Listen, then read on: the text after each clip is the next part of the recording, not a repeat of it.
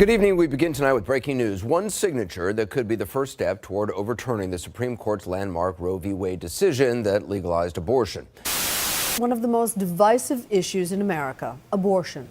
New laws limiting abortion have been enacted in North Carolina, Missouri, and of course, Texas. A brand new total abortion ban in the state of Alabama. This new law that has now been signed by the state's governor bans all abortions statewide. A doctor who performs an abortion in Alabama would face up to 99 years in state prison. There was a big fight before it passed as to whether there would be any exceptions for women who became pregnant by virtue of rape or incest. The answer from Alabama legislature was no, total ban. This is a clear attempt to take decisions about a woman's body and birth out of the hands of a woman and out of the hands of doctors. And that, to me, is really shocking.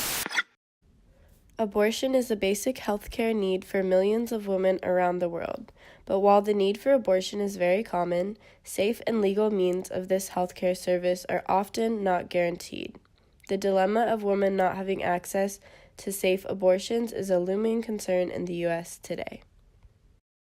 Although abortion is currently legal and protected by the precedent set in Roe v. Wade, the current pro-life and pro-choice debate may soon challenge this decision. 1973, Roe v. Wade, a Supreme Court case, ruled that unduly restrictive state regulation of abortion is unconstitutional. Before this decision, women did not have guaranteed safe access to abortion.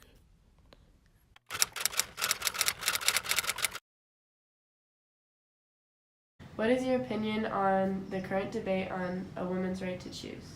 Well, it's actually really frustrating to me because I wish that we were over having this conversation already. A woman's body is her body. What she chooses to do or not to do with it is her choice.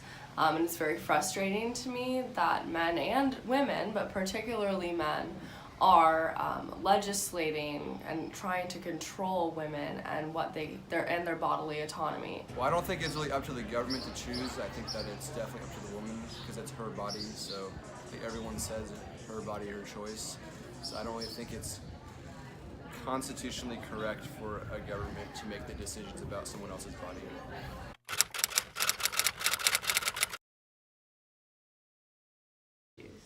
I think our nation needs to care about the issue of abortion because it is a right that is under attack.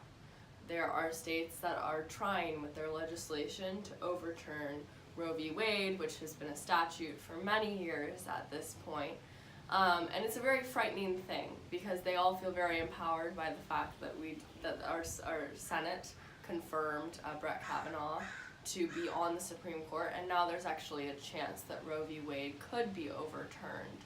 And I think it's also important because it might just seem like, oh, it's just in Alabama or it's just in Georgia, but what we're actually seeing is that other states are signing on to those doctrines as well, using that legislation as a model for their own anti-abortion legislation.